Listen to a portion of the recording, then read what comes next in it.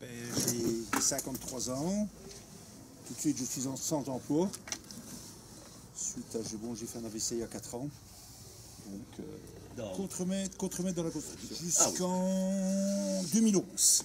Un contremaître dans la construction, c'est quelqu'un qui représente la société pour laquelle tu travailles, qui contrôle le travail que tu fais, qui fait la connexion entre le client, les architectes et le personnel. J'ai bâti des maisons partout dans la Belgique, des maisons, des lotissements. Je suis marié, j'ai 3 enfants qui sont dans le bâtiment également tous les 3, 3 garçons. 27, 22, 19.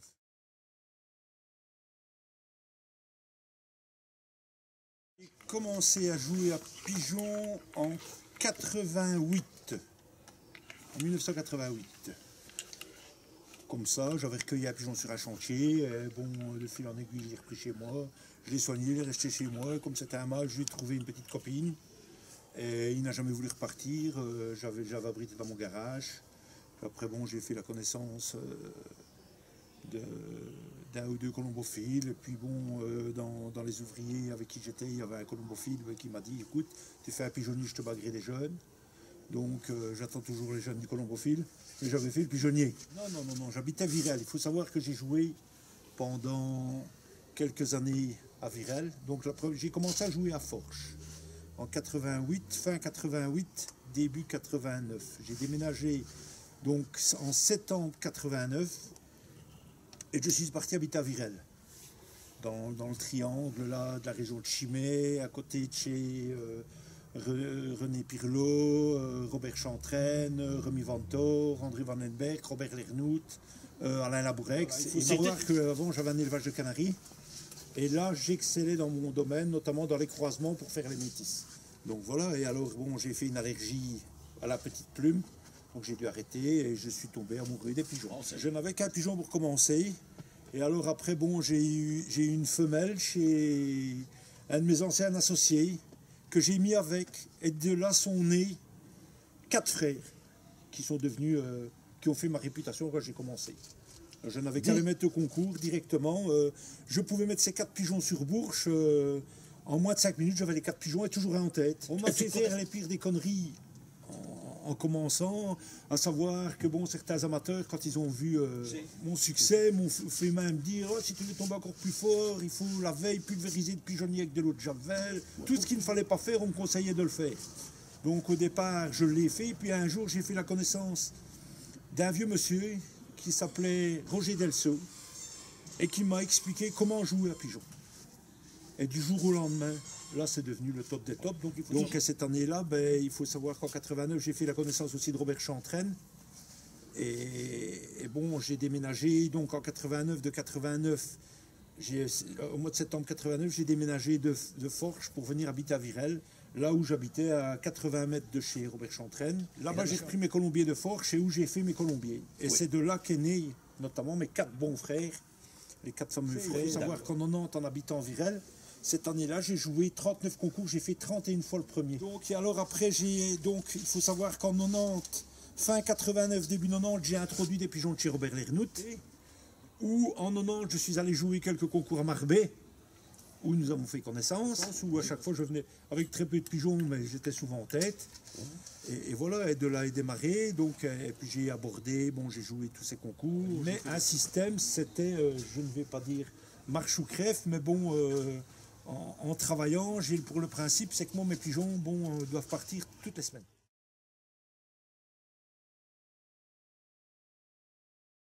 Bon pigeon, ma base ici, il faut savoir que j'ai tout vendu en 2011. J'ai arrêté de jouer en 98 sur un coup de colère, puisque j'avais repris un commerce, une alimentation de graines, donc que j'ai tenu de 98 jusqu'à 2005, et j'ai arrêté. J'ai arrêté donc en 98, parce que pourquoi j'étais un petit peu écœuré déjà de la mentalité des colombiens. Ils sont partis chez mon ancien soigneur, chez André Vandenberg. Une partie sont partis là-bas. Et une autre partie est partie chez de la famille, chez José de Moustier de Virel. Je me suis lancé dans les chevaux de course, notamment dans l'endurance, où il faut savoir que la première année où j'ai pris mes chevaux de course, directement on a déjà été champion de Belgique par équipe. Ça ne sert à rien de faire quelque chose, si je le fais à fond, je ne le fais pas du tout. Et je cherche toujours, je n'y connaissais rien non plus dans les chevaux, j'ai appris à monter. comme j'ai appris à jouer à pigeon. Et je suis parti dans le principe de soigner mes chevaux comme je soignais mes pigeons. Une course vaut un entraînement, et un entraînement vaut une course. Après, donc, j'ai suivi des cours, puisque bon, comment je vais dire, ayant des chevaux de très haut niveau pour la Belgique, et ayant eu des cavaliers internationaux, tout ça, donc j'ai appris un petit peu la diététique animale. Donc j'ai appris à soigner des chevaux de course de haut niveau. Et j'ai appris, après, c'est ce que je me suis transcrit dans la qualité de mes pigeons. Ne pas mélanger 36 sortes et ne pas faire des mixtures. Moi, je soigne le plus naturellement possible.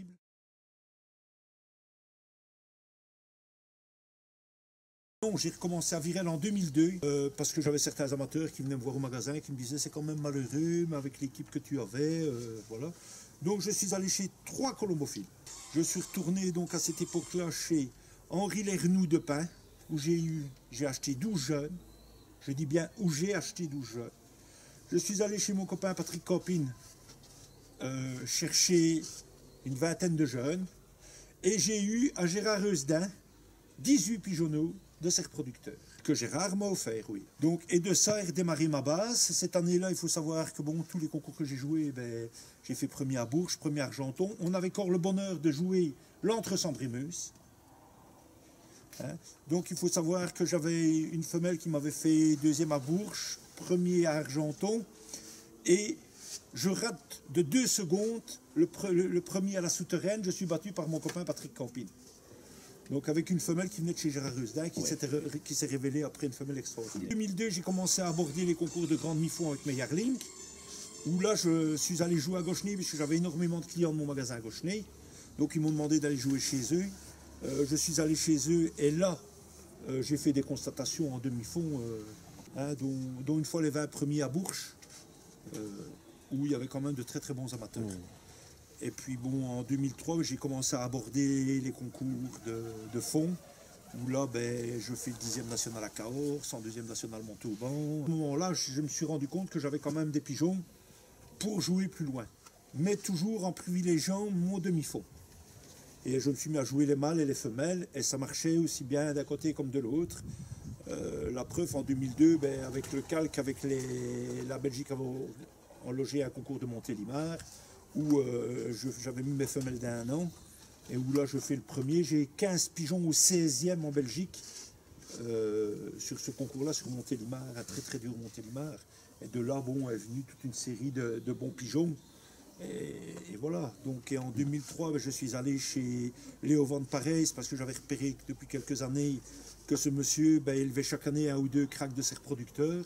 Donc je suis allé acheter une tournée directe de tous ses reproducteurs. Exactement, j'ai eu 27 pigeonneaux. Donc j'en ai acheté une partie et une autre m'a été offerte par Léo et son petit-fils qui voulait aussi voir si leur sorte de pigeon allait résister à mon système de jeu. Il faut savoir qu'avec ces pigeons-là, ben, en 2004, j'ai commencé à jouer les concours de fond. Les pigeons d'1 an, aussi bien sur la ligne du Rhône que sur les autres concours. Donc alors, ben, j'ai vu que ça se passait très très bien. Donc en 2005, ben, j'ai fait la connaissance déjà en 2004 de Rémi Ventor. Et là, bon, sous son impulsion, qu'il voyait mes résultats, je suis allé jouer à Courtrai. En 2005 à Montélimar, je suis allé jouer donc à Courtrai, et là je fais les 6 premiers. Je suis retourné jouer à Orange. Ben, à Orange, je commence à la 4e place, mais j'ai 12 pigeons en 9 minutes. Il faut savoir qu'à Montélimar, je rate le premier national de 47 secondes et le deuxième de 2 secondes. Je suis partisan de cette ligne parce que c'est la ligne la plus dure et que j'ai des pigeons capables de voler cette ligne-là.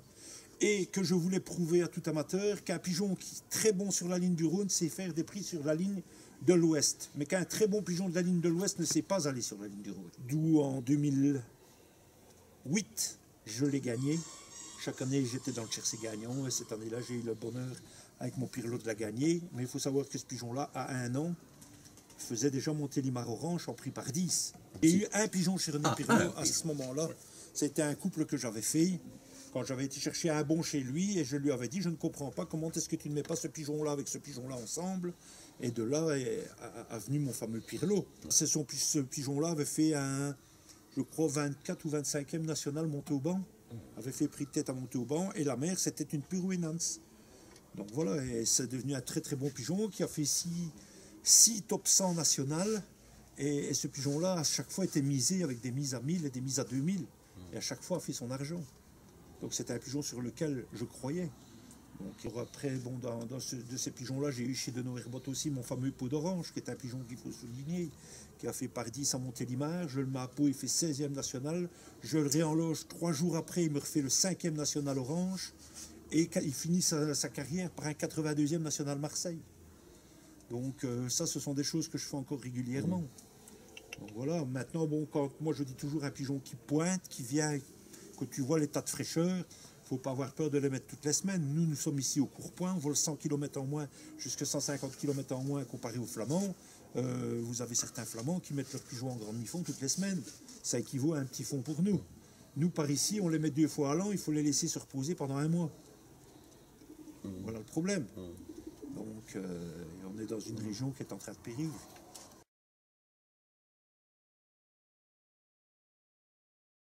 Ma première vente totale, je l'ai faite en 2011. Donc quand on a bâti ici à Belliève, et quand j'ai bâti ici à Belliève, je ne voulais pas me retrouver avec énormément de pigeons qui ne voleraient pas. Il faut voir que dans ma vente, tous mes pigeons y étaient. Moi, ce ne sont pas des ventes de nettoyage, ce n'était pas une vente de nettoyage. On voit énormément maintenant. Il manquait énormément de palmarès de mes pigeons pour la bonne raison qu'au mois de novembre, peu de temps avant ma vente, je me suis fait pirater mon ordinateur. Donc mes pigeons ont été vendus avec même pas le 10e des résultats qu'ils avaient. Donc j'ai vendu, et je soulignerai aussi que le jour de ma vente, c'est la plus grosse des bêtises de ma vie que j'ai faite. J'ai vendu pour une certaine somme d'argent et j'ai déjà réinvesti 2 fois l'équivalent et je n'ai pas la qualité que j'avais avant. Je n'ai pas la culture que j'avais à ce moment-là.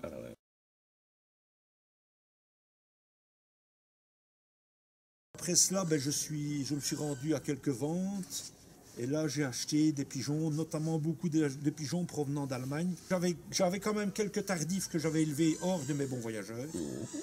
Donc, et la personne avec qui je jouais, parce que bon, à Virel, je jouais sous le nom d'Osler Omlenberg. Cette année-là, André avait sauvé, donc, la personne à qui j'étais associé, avait sauvé des œufs de mes meilleurs voyageurs et il avait élevé des tardifs chez lui. Et c'est de là que j'ai redémarré avec des pigeons descendants de mes bons pigeons. Chez l'Allemand, je suis allé chez Kipp, je suis allé chez Ruth, je suis allé chez Kurtz, je suis allé maintenant, je suis allé chez Fredelhofen, je suis allé également chez Roger Wenans en Hollande. Et de là, bon, chez Roger, par exemple, j'ai acheté 25 jeunes également. Chez Kipp, j'en ai acheté une trentaine. J'en ai acheté un petit peu chez plusieurs amateurs. Et actuellement, bon, je me suis beaucoup focalisé sur les pigeons Fredelhofen, parce que c'est un amateur qui a un potentiel extraordinaire. Et alors voilà, donc ici, il faut savoir que chez eux, maintenant, j'ai plus ou moins en 2-3 ans, j'ai à peu près 50 directs de chez eux. Donc de toute la lignée, de tous leurs bons pigeons. Il faut savoir aussi que bon, j'ai fait par là, quand j'ai eu l'opportunité de racheter tout un lot de pigeons de chez Bolting, de chez Werner Bolting, qui était une grande star dans les années 90, de 90 à 2000. Donc j'ai un fils direct du Choumi, j'ai deux filles et un fils direct du 207, fois la 050, qui me donnent pleine satisfaction. Ça, cette sorte-là croisée avec des florisons. Voilà, il se passe que chez Bolting, la base de chez Kipp, c'est du Bolting. La base de chez Ruth, c'était du Kipp, mais via Bolting. Chez Wenans, ben, il y a du Bolting Wenans. Donc, j'ai resté. Quand je travaille toujours dans un système que je regarde les amateurs qui réussissent bien. Fredelhofen réussit très bien avec les pigeons Wenans. Donc, je suis retourné chez eux sans m'éloigner trop de ce que j'avais de stock.